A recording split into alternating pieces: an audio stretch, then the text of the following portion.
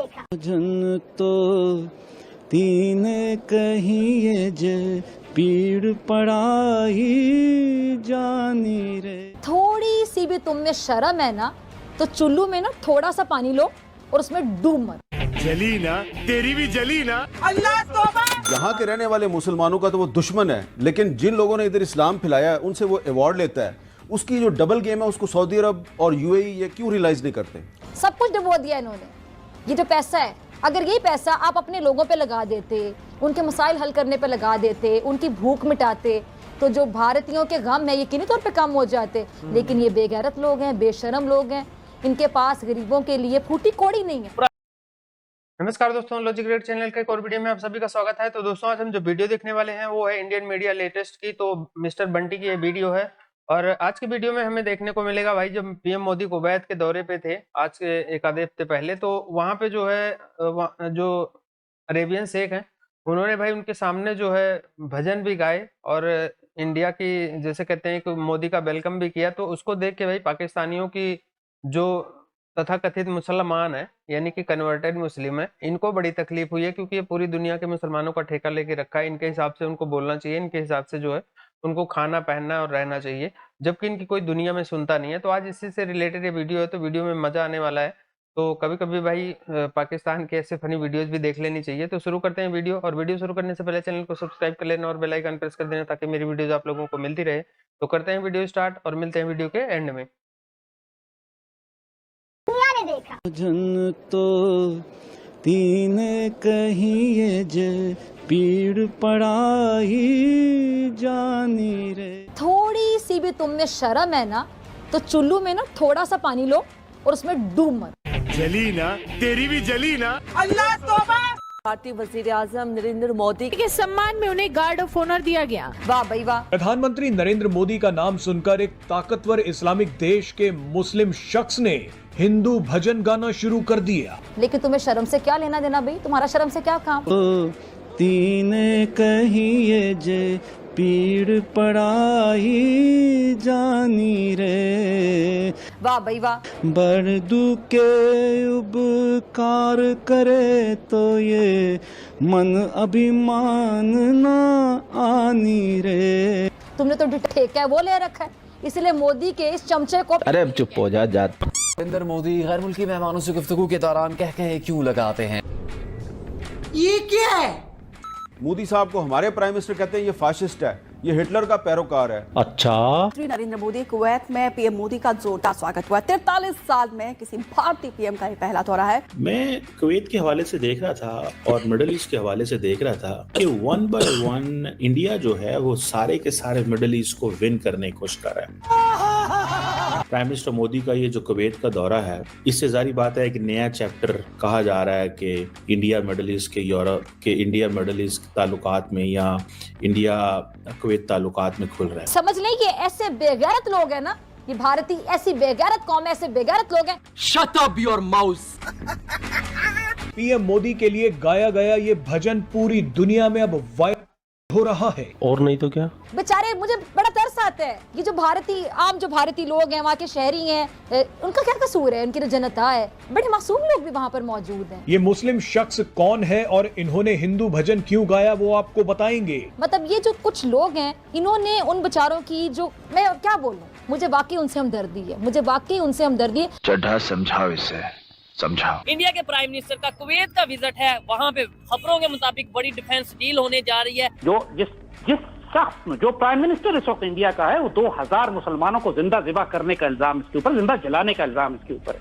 चल चुप। ये काम बच गया भाई। और इस वक्त उनकी डॉक्ट्रिन यही है। 80-90 साल के बाद आरएसएस को एक हुकूमत और एक इख्तियार मिली है और ये इस वक्त को जाया नहीं करेंगे। एक आइडियोलॉजी इनकी फैशिस्ट आइडियोलॉजी जो नाजीज़म से मुतासिर है, और ये वो कौम है कि जिसने खुद अपने फादर ऑफ द नेशन को, महात्मा गांधी को कत्ल किया था, सिर्फ इसलिए कि इनको लगा कि वो मुसलमानों की तरफ एक सॉफ्ट कॉर्नर रखता है। अच्छा, जब ये एटीट्यूड इनका महात्मा गांधी की तरफ हो, तो आप मुझे बताइए ये मुसलमानों के मामले पे नरमी कैसे अख्तियार करेंगे? ये तो कब्रिस्तान खत्म कर रहे हैं मुसलमानों के। यानी हम कह सकते हैं भारत का बुरा वक्त अब शुरू हो चुका है। भारत की जो साजिश है उसका सिलसिला अब नहीं चलेगा। कि प्राइम मिनिस्टर नरेंद्र मोदी ने अपने इंडिया की हिस्ट्री के रिकॉर्ड पे रिकॉर्ड तोड़ रहे हैं। ठीक है। वो दुनिया की ऐसी कंट्री में गए कि जहाँ हिंदुस्तान का प्राइम मिनिस्टर को कभी 30 साल हो गए हुए, कभी 40 साल हो गए, कभी 50 साल हो गए, और कभी हिंदुस्तान का प्राइम मिनिस्टर उस कंट्री में पहुंच सका ही नहीं जहाँ पे प्राइम मिनिस्टर नरेंद्र मोदी पहुंचे हैं। अभी कुवैत में वो पहुंचे। देखिए, प्राइम मिनिस्टर नरेंद्र मोदी दुनिया के किसी भी कंट्री में जाते हैं ना, तो हिंदुस्तान की कम्युनिटी की तरफ से एक बहुत बड़ा उन्हें प्रोटोकॉल मिलता है, बहुत बड़ा उन्हें इस्तकबाल मिलता है, बहुत लोग उन्हें देखने आते हैं, उन्हें वेलकम करते हैं, उन्हें मिलते हैं लोग। और हमें चाहिए कि अपने दोस्तों के साथ बैठ के face to face, heart to heart बात करें कि आप किस हद तक हमें सपोर्ट कर सकते हैं, किस हद तक नहीं कर सकते, और उसके पेश नज़र फिर हमें अपनी पॉलिसी मुरतब करनी चाहिए। ठीक है, तो अब मोदी जो है वो कहता है जी कि ये मुसलमान और सिख और बुद्धिस्ट और क्रिश्चियन सारे, इनको मैं हिंदू बनाऊंगा। चल झूठा। यहाँ के रहने वाले मुसलमानों का तो वो दुश्मन है, लेकिन जिन लोगों ने इधर इस्लाम फैलाया है उनसे वो अवार्ड लेता है। उसकी जो डबल गेम है उसको सऊदी अरब और यूएई ये क्यों रियलाइज नहीं करते? सब कुछ डुबो दिया इन्होंने। ये जो पैसा है, अगर यही पैसा आप अपने लोगों पे लगा देते, उनके मसाइल हल करने पे लगा देते, उनकी भूख मिटाते, तो जो भारतीयों के गम है यकीनी तौर पे कम हो जाते। लेकिन ये बेगैरत लोग हैं, बेशरम लोग हैं, इनके पास गरीबों के लिए फूटी कोड़ी नहीं है। प्राइम मिनिस्टर नरेंद्र मोदी जब कुवैत में गए तो सबसे पहले अपने हिंदुस्तान की लेबर कम्युनिटी जो है उनसे मिलने गए हैं, उनसे मिले हैं, उनसे बातचीत हुई है। उनसे क्यों मिले, उनसे पूछा है कि भाई आप लेबर इधर रह रहे हो, आपको खाने पीने की तंगी तो नहीं है, आपकी रिहाइश की तंगी तो नहीं है, आपको कोई गवर्नमेंट की तरफ से कोई तंगी तो नहीं मिल रही। देखें, अगर वो उनको कोई तंगी मिल रही है तो वो उनकी कुवैत की गवर्नमेंट से बात करेंगे कि यार मेरे लोगों को ये तंगी क्यों मिल रही है, उन्हें रिलीफ मिले तो वो लोग उन्हें प्रोटोकॉल क्यों ना दें, उन्हें मिले क्यों ना, उनका वेलकम क्यों ना करें। और इसमें जरा बराबर भी शक नहीं कि ये अनडिजायरेबल एक्ट्स थे, जैसे यूई वालों ने किया, उसको अवार्ड दिया, उससे पहले एक बहुत बड़ा गुरुद्वारा वहाँ बनाया, उसकी बहुत वो हुई, और सिमिलरली। लेकिन देखिए, कंट्रीज़ के अपने जो ताल्लुकात हैं ना बाईलैटरल, वो उनके अपने मफादात के लिए हैं। और अभी लेकिन जलील साहब ये बाईलैटरल इशू तो नहीं है। आप ये उन ममालिक की बात हो रही है जिन्होंने इस रीजन में इस्लाम फैलाया है। जी जी, उन्होंने इस्लाम फैलाया है और मोदी की लड़ाई इस्लाम के साथ है, मुसलमान के साथ है, तो ये तो एक इंटरनेशनल इशू है। ये बायलैटरल इशू किस तरह हो गया? देखिए, वो आने वाले 5 सालों के बारे में सोचते हैं, वो अब के बारे में नहीं सोचते। वो ये देखते हैं कि आने वाले 5 सालों में मैंने अपने मुल्क को क्या फायदा देना है। अगर रशिया पेट्रोल महंगा कर रहा है तो वो पेट्रोल जो है ना कुवैत से बड़े मुनासिब रेटों पे बहुत बड़ी डीलें करेंगे, जो आने वाले 5 सालों में अपने मुल्क को फायदा होगा। नहीं तो इसका मतलब क्या है कि रशिया तो उनका दोस्त है, तो रशिया से ऑयल नहीं लेंगे। इसका मतलब ये नहीं है कि रशिया से ऑयल लेना बंद कर देंगे, लेकिन वो कुवैत से बहुत बड़े लेवल पे पेट्रोल लेंगे और सस्ता लेंगे, क्योंकि अपनी आवाम को फायदा देंगे कि उनके किसी भी चीज का रेट ना बढ़े, उनके ट्रैवल का रेट ना बढ़े, उनका पेट्रोल का रेट ना बढ़े, उनका डॉलर ऊपर ना जाए, उनके मुल्क में महंगाई ना आए। यानी कि वो दोस्ती नहीं देख रहे, वो ये देख रहे हैं कि कंट्री का फायदा जिसमें तो हो जाए, रशिया उससे सस्ता देगा, वो उधर मैं क्यों बात करता हूँ इनकी हिंदुस्तान की या उनके प्राइम मिनिस्टर की तारीफ क्यों करता हूँ कि वो अपने लोगों के लिए सोचते हैं। वो यारियां दोस्ती नहीं देखते कि मेरे रशिया के साथ बहुत बड़ा तल्लक है और मेरी आवाम बेचारी महंगाई में पिसती जाए, ऐसा नहीं देखते। अब कुवैत कौन है? कुवैत जो है दुनिया की सबसे महंगी तरीन कंट्री है भाईजान। उनकी करेंसी दुनिया में सबसे महंगी करेंसी है, सबसे ऊंचे लेवल की करेंसी है। उसके साथ भी देखिए, कुवैती दिनार हो ना, 1 दिनार हो, और पाकिस्तानी जो है 904 रुपए बनते हैं।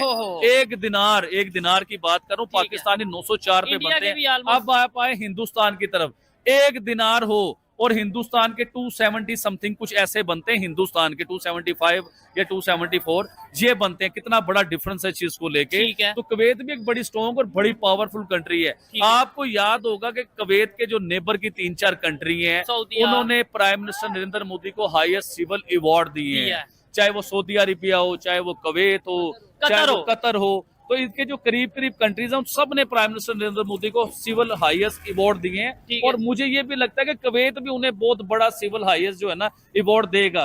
और अवार्ड अगर नहीं भी देता तो ये अवार्ड नहीं है तो क्या है भाई, इतना बड़ा प्रोटोकॉल, इतनी बड़ी इज्जत मिल गई है उन्हें, ये अवार्ड नहीं है तो क्या है चोर साहब। ठीक है आबिद भाई, आपने बड़े जबरदस्त तरीके से एक्सप्लेन किया। मुझे लगता है वैसे तो आबिद भाई मसरूफ रहते हैं, लेकिन ये खबर जो इंडियन प्राइम मिनिस्टर के हवाले से खबर है वो आबिद भाई तक कहीं ना कहीं से पहुंच जाती है और उसके ऊपर वो थोड़ी स्टडी करते हैं।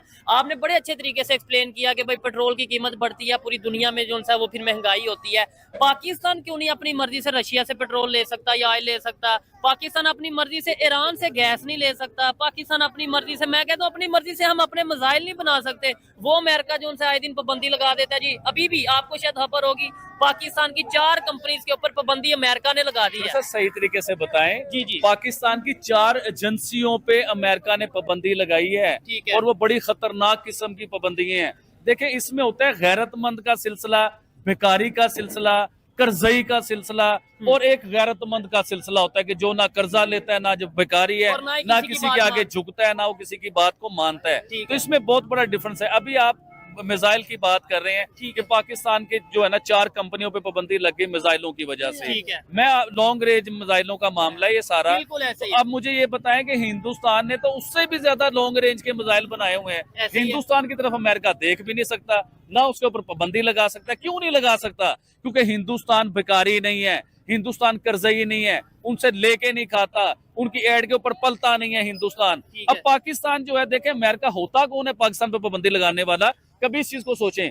लॉन्ग रेंज जो मिसाइल है वो सिर्फ पाकिस्तान तैयारी नहीं कर रहा बनाने की, दुनिया की पता नहीं कौन कौन सी कंट्री ने लॉन्ग रेंज मिसाइल बनाए और बना के दिखाए हैं। ना उन पे कोई पाबंदी लगी है, ना कुछ हुआ है। सिर्फ हमें ब्लैकमेल क्यों कर दिया जाता है? आप जो है ना ईरान से वो गैस नहीं ले सकते, आप रशिया से ऑयल नहीं ले सकते, आप लॉन्ग रेंज मिसाइल नहीं बना सकते हैं। देखें, हिंदुस्तान ने इतने बड़े लेवल के लॉन्ग रेंज मिसाइल बनाए, और अभी वो जदीद टेक्नोलॉजी के मिसाइलों के ऊपर काम कर रहे हैं। पता नहीं कौन कौन सी नस्ल का वो मिसाइल बना रहे हैं, लेकिन अमेरिका की जरूरत नहीं है कि हिंदुस्तान की तरफ देख भी ले या उससे कोई बात भी कर ले। तो हमारे ऊपर बात इसलिए होती है कि हम लोग जो है ना खुद मुख्तियार नहीं है। चोइस साहब, अपनी मर्जी से कोई डिसीजन, थोड़ा साबित भाई इधर साइड पे आ जाए ताकि ट्रैफिक को इशू ना हो। अपनी मर्जी से शायद हम डिसीजन नहीं ले पाते। मैं ये समझता हूँ आबिद भाई जो बातें कर रहे हैं ना, इन्हें थोड़ा सा अगर हकीकत पसंदी के साथ देखा जाए तो मेरे ख्याल से कोई बात झूठ नहीं है। देखने में थोड़ी तल्ख होती है कि भिखारी और खुद मुख्तार और अपनी मर्जी, लेकिन क्या हम वाकई में IMF के पास नहीं जाते? क्या हमारे यहाँ पे प्राइम मिनिस्टर लेवल के लोग ये नहीं कहते बैंक अकाउंट भी चूजर के हम तो भिखारी हैं, हम अपनी मर्जी नहीं कर सकते? तो आज का वीडियो बस इतना ही। आपके क्या थॉट्स है इस वीडियो के बारे में वो कमेंट सेक्शन में बता देना। आप अपना ख्याल रखना। जय हिंद, वंदे मातरम, भारत माता की जय। यो किट्टू भाई, यो किट्टू भाई, जय श्री राम।